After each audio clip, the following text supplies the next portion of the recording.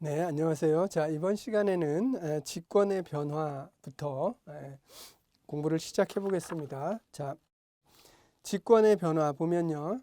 직권의 변화는 자, 직권의 층상 구조, 뭐 지각, 멘틀, 내핵, 외핵, 그다음에 이제 이런 것들을 구성하고 있는 암석의 특징이라든지 네, 이런 것들 또 그 광물이 가지고 있는 특성 이제 이런 부분들이 여러분들 시험에 자주 출제가 되고 있어요. 그러니까 그 부분에 대한 이해를 하는 그런 시간을 가져보겠습니다.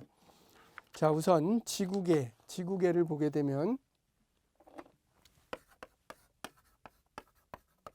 자, 대기, 육지, 바다, 그다음에 다양한 종류의 생물이 각각의 영역을 이루면서 상호작용하는 모임이죠. 독립적으로 존재할 수는 없잖아요. 자, 지구계의 각 요소들은 지구 탄생 이후도 끊임없이 상호작용하고 있다는 거죠. 그래서 상호작용, 지구계 그러면 자, 대기, 육지, 바다, 자, 이런 것들이 끊임없이 바다 및 다양한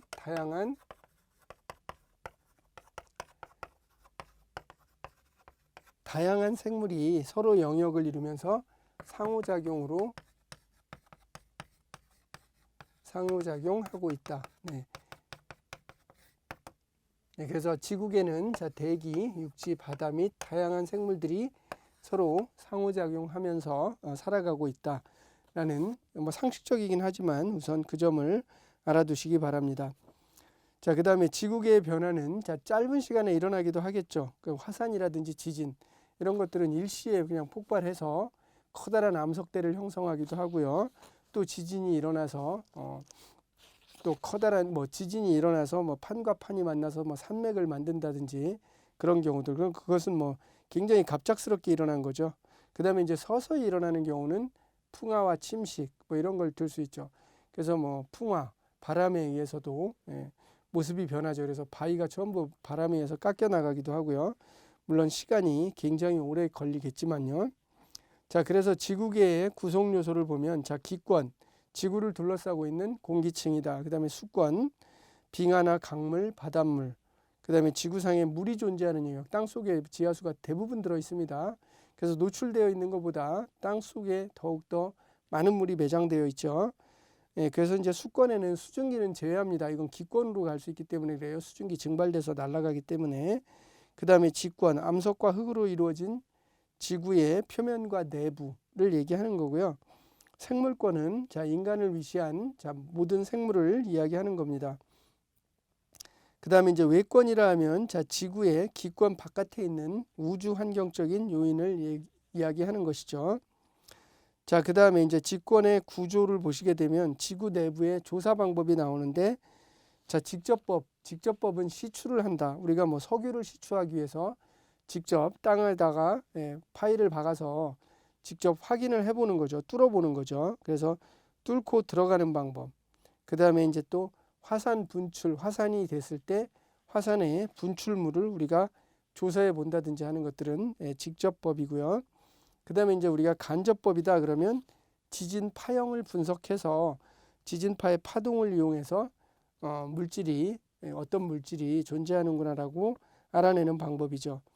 그 다음에 이제 운석을 연구하는 거죠.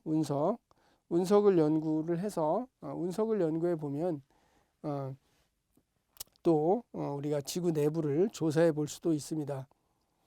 자, 그 다음에 광물의 합성 실험, 지구 내부와 비슷한 환경에서 광물들의 합성을 통해서 지구 내부를 또 알아볼 수도 있겠죠. 자, 그래서 지구 내부 조사 방법에는 직접법과 간접법이 있는데 직접법의 사례로서는 시추를 해보는 방법, 그 다음에 화산의 분출물을 조사해보는 방법. 그래서 지구 내부 조사 방법. 자, 지구 내부 조사 방법을 보면 자, 직접법이 있죠. 직접법은 아까 얘기한 것처럼 시추를 해본다든지 또는 화산의 분출물,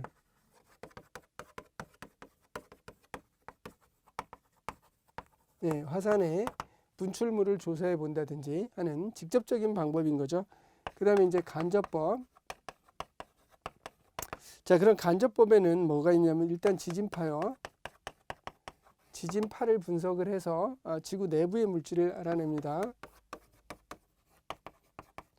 지구 내부의 물질을 탐사하는 거죠. 그래서 이것을 알아볼 수 있고요. 그 다음에 운석을 연구합니다. 운석. 자, 이 운석을 연구하면 지구가 생길 즈음에 나이가 비슷한 그런 데서 온 운석을 연구해서 알아볼 수도 있겠죠. 그 다음에 광물의 합성 실험. 광물의 합성 실험을 통해서도 알아볼 수 있습니다. 그래서 지진파, 운석, 그 다음에 광물의 합성 이런 걸 통해서 우리가 간접적으로 알아볼 수 있다. 직접적으로는 시추를 한다든지 분출물을 조사한다든지 이런 것들 우리가 생각을 해볼 수 있죠.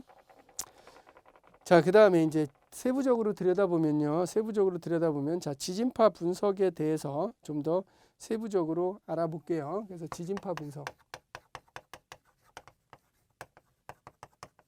자, 지진파의 분석이죠. 자, 지진파는 지구 내부에서 지진이 발생하면 지진파는 모든 방향으로 전달되겠죠. 왜냐하면 매질이 있으니까. 아까 탄성파라 그랬죠. 그래서 물질에 따라 전달되는 빠르기가 달라요. 첫째, 자, 1. 물질에 따라 전달되는 속도가 달라요. 그래서 예를 들어서 지진파가 고체를 통과하는데 걸리는 시간과 액체를 통과하는데 걸리는 시간이 다르다는 거죠. 그래서 예를 들어 보면 지진파가 고체를 통과할 때, 고체 통과 시, 그 다음에 지진파가 액체를 통과 시,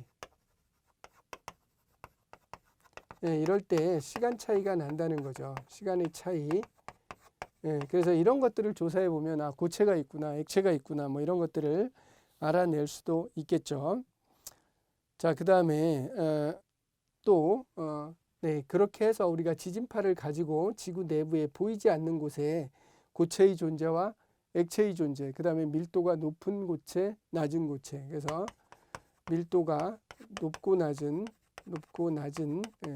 고체의 존재, 뭐 이런 것들을 우리가 알아낼 수 있다는 거죠. 존재를 알아낼 수 있다. 네, 무엇을 통해서? 지진파를 통해서 이런 것들 우리가 생각을 해볼 수 있습니다. 자, 다음은 직권의 층상 구조죠.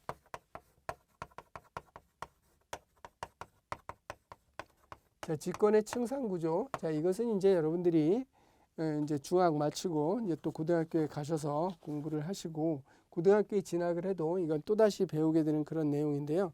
자, 그냥 이렇게 그릴게요. 층을 단층이다라고 한번 생각을 해보세요. 그럼 지각이 있어요. 그래서 여기를 지각, 껍질이란 얘기죠. 껍질 각자예요. 껍질 각자. 그래서 5에서 보통 35km, 땅속 5에서 35km까지를 보통 지각부라고 둬요. 지각부. 자, 그 다음에는 이렇게 멘틀층이 굉장히 두껍게 형성이 돼 있죠.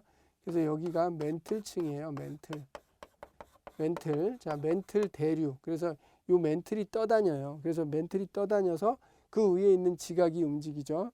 그래서 대륙이 움직이는 것도 결국은 멘틀이 떠다니기 때문에, 그래서 멘틀 대류설 이렇게 얘기를 해요. 그래서 어쨌든 이 멘틀은 그러면 어디까지를 얘기하느냐 하면 여기는 2900km까지. 그러니까 멘틀이 거의 다예요. 지구에 있어서 멘틀이 거의 다예요. 멘틀이. 이게 떠다니는 거죠. 그리고 여기가 외핵이에요. 외핵. 자, 이게 액체예요. 액체. 그러니까 이제 여기에 떠다니는 거예요. 외핵에 액체니까 이 멘틀이 떠 있는 거예요. 이게. 아시겠죠? 그래서 이게 외핵. 자, 그러면 이 외핵은 얼마냐면 5100까지예요. 보통 5100km까지 외핵. 그 다음에 이제 나머지는 내핵이죠. 그래서 이건 이제 6400. 지구 반지름이 보통 6400km예요. 반지름이. 그러니까 여기는 이제 우리가 내핵 이렇게 이제 하는 거죠. 여기가 내핵. 자, 내핵은 주로 철질 물질로 되어 있어요. 무거운 철질, 철, 니켈 뭐 이런 걸로 되어 있어요. 무거운 철이나 니켈 이런 걸로 되어 있어요. 철이나 니켈 등으로. 그래서 내핵. 그래서 외액은 액체 상태로 존재하고요. 그 위에 멘틀이 떠다니고요. 그래서 이런 구조, 그래서 요거는 잘 알아두셔야 돼요. 자, 그래서 지금 이걸 그려가면서 지금 설명을 했는데 이 내용을 지금 표로 지금 잘 설명이 돼 있어요. 그래서 이 표를 다시 한번 봐가면서 정리를 할게요. 그래서 여기를 지울게요.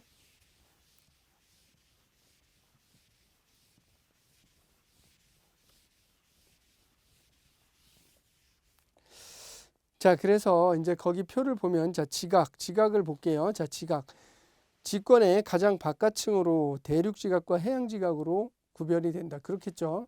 지각도 바다가 있고 해양이 있잖아요. 그러니까 대륙 지각과 지각을 또 보면 지각이라고 하는 거를 이제 떼서 보면 자, 여기는 이제 대륙 지각이 있고 해양 지각이 있어요. 그쵸. 바다를 이루고 있는 지각인데 지약이라고 썼네요. 자, 대륙 지각, 해양 지각 이렇게 있어요. 그래서 대륙 지각은 좀 두꺼운 편이에요. 두꺼운 편. 자, 두께가 두꺼운 편이죠. 그래도 두께가 약 얼마냐면 35km예요. 굉장히 두껍죠. 그래도 그리고요. 주로 화강암이에요. 화강암.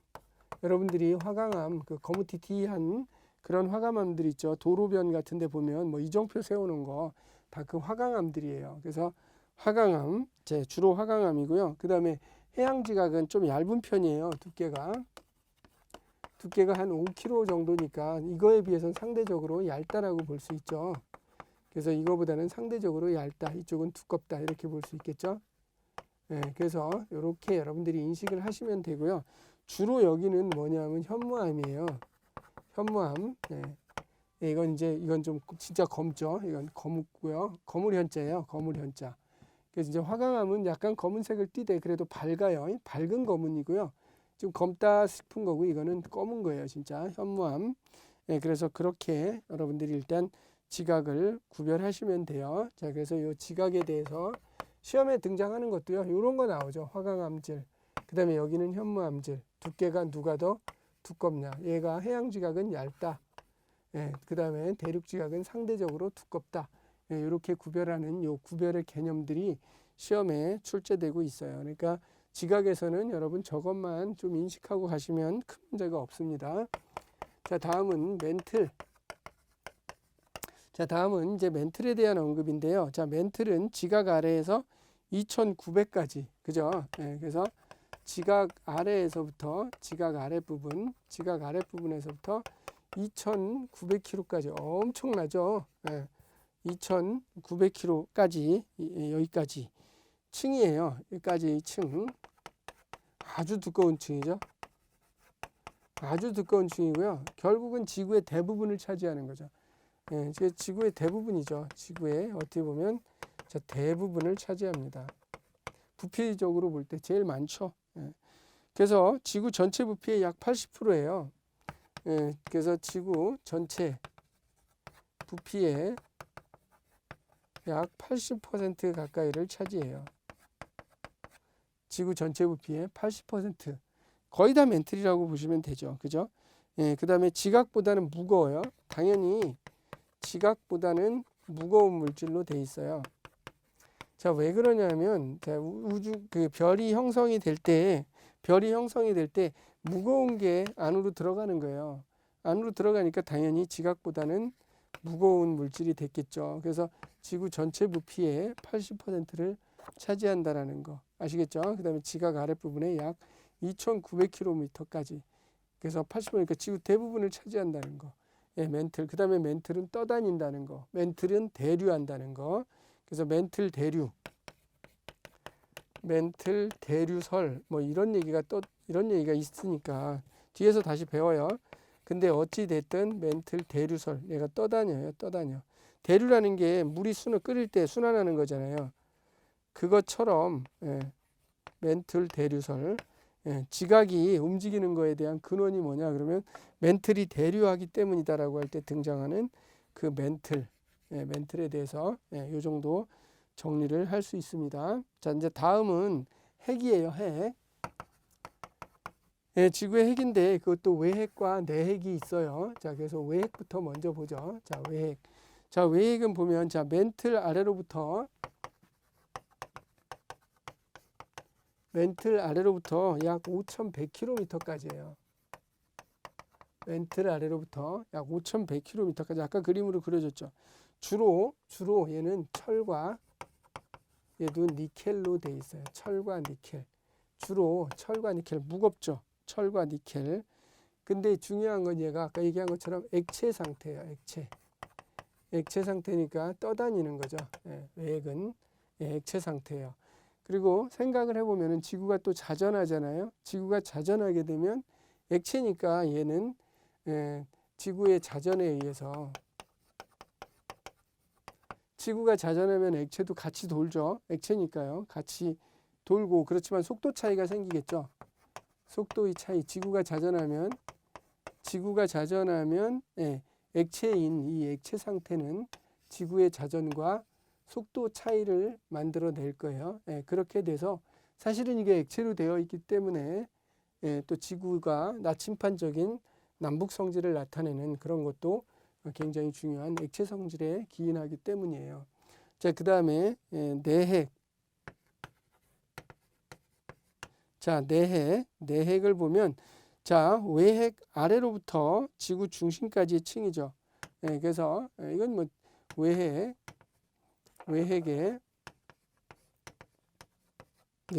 그 아래로부터 당연히 지구 중심까지, 그죠? 지구 중심까지. 자, 6,400까지란 얘기죠. 그래서 결국은 지구 중심까지 여기에요. 자, 이건데 얘도 성분 원소가 주로 철과 니켈이에요. 철과 니켈.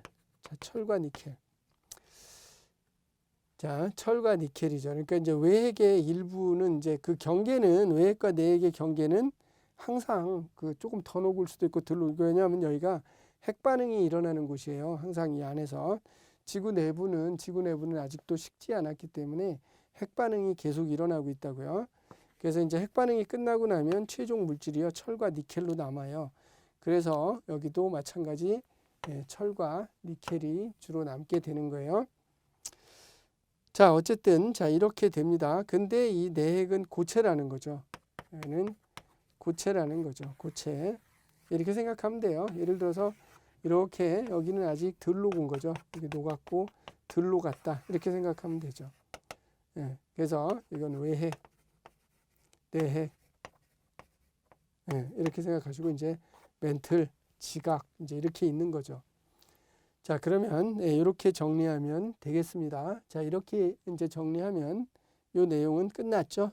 그래서 그렇게 되고요. 자, 그다음에 이제 이쪽으로 가서 직권을 이루는 암석을 좀 볼게요.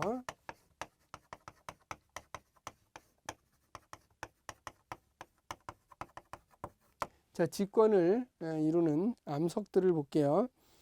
자, 암석의 종류를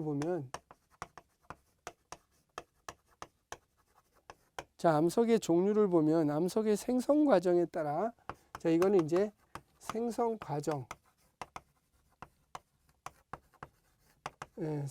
과정에 따라서 화성암, 퇴적암, 변성암 그렇게 돼요. 화성암, 퇴적암, 변성암 이렇게 돼요. 자, 화성암 그럼 뭐 화산 활동으로 생기는 퇴적암 쌓이는 거고, 변성암은 이제 압력이나 이제 이런 것들을 받아서 성질이 변해버린 그런. 그래서 이거는 이제 당연히 생성 과정에 따라서 우리가 분류를 한 것이다. 이렇게 생각하면 되겠죠. 자, 그러면은 자 이제 자 화성암 아까 얘기한 것처럼 화성암은 마그마가 식으면서 생기는 거예요.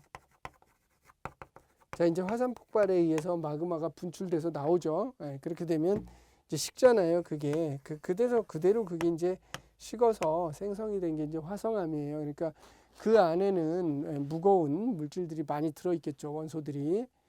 방사성 물질도 상당히 들어있고요. 그래서 인체에는 뭐 좋다고 볼 수는 없겠죠. 어쨌든 이렇습니다. 자, 그다음에 이제 식으면서 이제 만들어진 건데요. 자, 그다음에 이제 어두운 색을 띠는 것으로서는 현무암, 거물 연자라 그랬죠. 예, 어두운 색을 띠는 것으로서는 현무암이 있고요. 예, 그다음에 이제 좀 밝은 색을 띠는 거, 밝은 색을 띠는 것을 우리가 유문암이다 이렇게 불러요. 예, 암자는 바위 암자고요. 그래서 밝은 색은 유문암, 그다음에 어두운 색은 현무암 이렇게 돼요. 자, 이렇게 되고요. 자, 다음 그다음에 이제 또 심성암. 그래서 여기는 좀 지워 볼게요.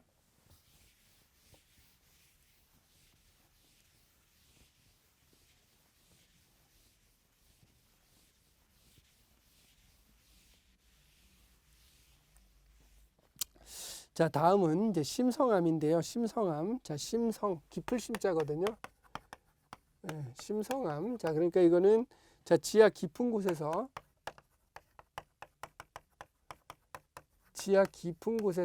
서서히 굳은 거예요. 서서히 긴 시간에 걸쳐서 냉각된 거예요. 그러니까 매우 큰 바위가 되겠죠. 큰 결정이 돼서요. 이건 이제 지하를 탐사한다든지, 그럴 때 지하 터널 뭐 이런 거 뚫을 때 이제 흔히 이제 나타나는 경우가 있어요. 그러면 이런 걸 이제 뚫어야 되잖아요. 지하 터널 개발하고 그럴 때는. 그래서 이건 엄청난 난관이 되기도 하는 거죠. 그래서 이제 뭐가 있느냐? 반려암이나 화강암. 굉장히 또 강하거든요. 화강암이. 그래서 반려암이나 화강암 이걸 뚫어야 되는 거죠. 탄광 같은데 이제 탄광을 개발하다 보면 큰 이제 이런 걸 만나게 되죠. 땅 속에서. 그러면 그거를 뚫어야 되는 거죠. 그래야지 이제 탄광을 만들어 나갈 테니까요. 네, 그래서 심성암은 뭐다? 깊을 심자. 지하 깊은 곳에서 서서히 냉각돼서 큰 결정이다. 뭐가 있느냐? 반려암이나 화강암을 예로 들어볼 수 있다. 예, 이렇게 볼 수 있어요. 그래서 지금 하는 것들은 지구의 물질인데 사실은 이제 지질학이 되는 거죠. 나중에 이제 여러분들이 이제 고등학교에도 가고 또 대학도 진학하고 하게 되면 지질학을 배우는 거예요. 지질학. 그래서 땅의 이제 지구 물질이란 뜻이에요. 지질학은 지구 물질학. 지구에 존재하는 물질에 대해서 지금 배우는 기초거든요. 그래서 지금 이제 여러분들이 이걸 배우실 때는 별로 그렇게 뭐 큰 느낌은 안 올 거예요. 그렇지만 이제 나중에 여러분들이 성인이 되었을 때는 굉장히 중요한 자연 자원이고 무궁무진한 공부해야 될 것이 많은 그런 곳이기도 합니다. 자, 그 다음에 다음은 퇴적암. 자, 퇴적암은 글자 그대로 퇴적물이 계속해서 쌓이는 거죠. 그래서 자갈, 모래, 진흙. 대표적인 게 뭐 자갈, 모래, 진흙. 그죠? 모래, 진흙. 자갈, 모래. 흑자가 이렇게. 자갈, 모래, 진흙. 이런 것들이 쌓이는 거죠. 등. 퇴적물이 쌓여서 쌓여. 퇴적물이 쌓여서 형성. 퇴적물이 쌓여서 형성되는 것입니다. 자, 그러니까 퇴적암이 그러면 또 형성이 되려면 어떻게 돼야 되느냐. 이제 여러분들은 뭐 지금 현재는 공부하는 내용이 그렇게 어렵지 않으니까 좀 여러분들이 생각할 때 뭐 저런 것까지 저렇게 강조를 하나 그러는데 시험에 나와요. 그래서 퇴적암의 생성 과정.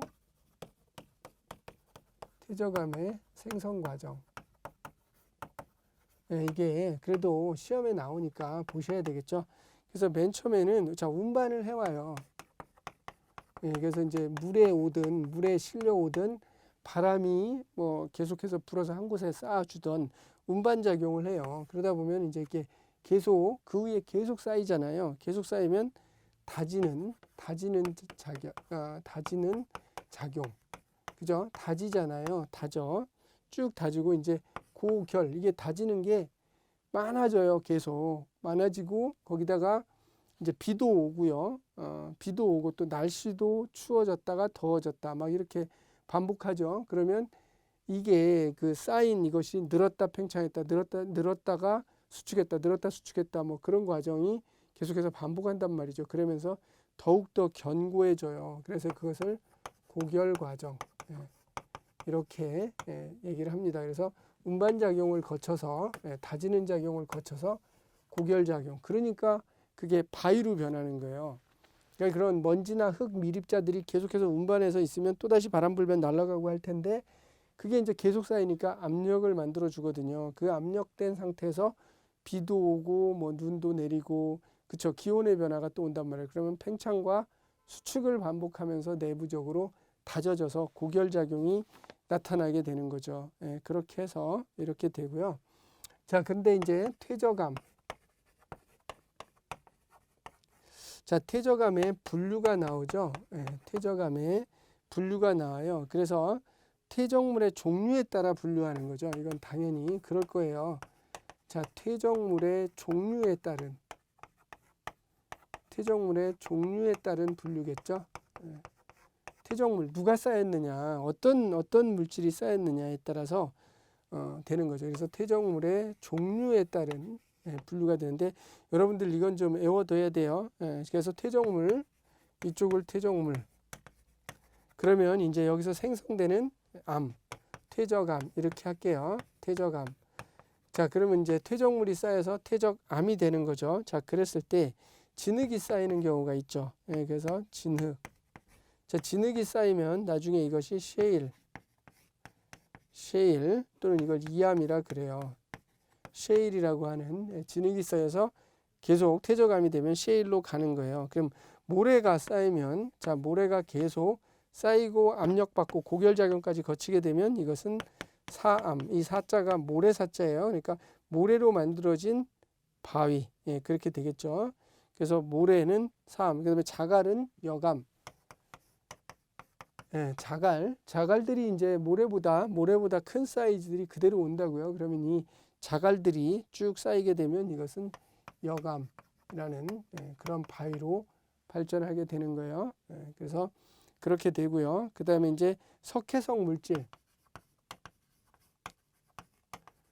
석회성 물질이 오면 이건 석회암으로 가겠죠. 그래서 이거는 이제 석회암으로 발전하고요. 자, 화산재도요. 쭉 쌓이면 그것도 바위가 돼요. 이게 응해암이 돼요. 응해암. 그래서 실질적으로 여러분 시험에 참 많이 나오는 게 요게 많이 나와요. 왜냐하면 다른 것들은 이름 들어보면 대충 알거든요. 석회석, 석회암, 자갈, 여감. 이것도 좀 종종 나오죠. 잘 모르니까. 여감이라는 용어가 낯설잖아요. 근데 모래, 사암 이런 거 안 나요. 왜 모래 사자 모르는 사람 없고요. 그 다음에 진흙도 가끔 날 때가 있어요. 진흙, 셰일. 셰일이라는 걸 또 좀 낯설게 느끼는 사람도 있죠. 그래서 이런 용어들 퇴적물은 안 나겠죠. 퇴적물 당연히. 그래서 이 줄친 것들 이런 것들을 여러분들이 눈여겨서 보시기 바랍니다. 자, 그 다음에 이제 화산재가 이렇게 발달하고요. 이제 압력받아서 고결작용 받으면 그 다음에 소금도 바위로 발전하는 수가 있어요. 이게 암염이에요. 암염. 돌이에요. 돌처럼 돌소금이죠. 돌소금. 그래서 소금도 암염 이렇게 될 수 있습니다. 자, 그 다음에 이제 퇴적암의 특징이 있겠죠. 그럼 이제 생성 과정까지 왔으니까 퇴적암의 특징을 봐야죠. 퇴적암의 특징. 그래서 이 퇴적암의 특징을 보면 층리와 화석이 나타난다는 거죠. 층리는 층과 층이 떨어져 나간다. 박리. 떨어진다는 얘기예요. 이별할 리자예요. 층리. 층과 층이 떨어진다. 층리. 그래서 이렇게 벗겨져요. 벗길 수 있죠. 그러니까 층리 현상 당연히 일어나겠죠. 퇴적암이 쌓인 거니까요. 그래서 층리 현상이 있다라는 거죠. 자, 그 다음에 화석이 있겠죠. 화석이 무슨 쌓이지 않고서 어떻게 화석이 되겠어요, 그죠? 그래서 동물이 이제 죽어서 사체가 되면 그 다음에 이제 뼈가 썩지 않도록 쌓이고 공기를 차단하고 엄청난 압력을 가하게 되면 그 동물의 사체의 뼈가 또는 살의 일부가 돌로 변하는 거죠.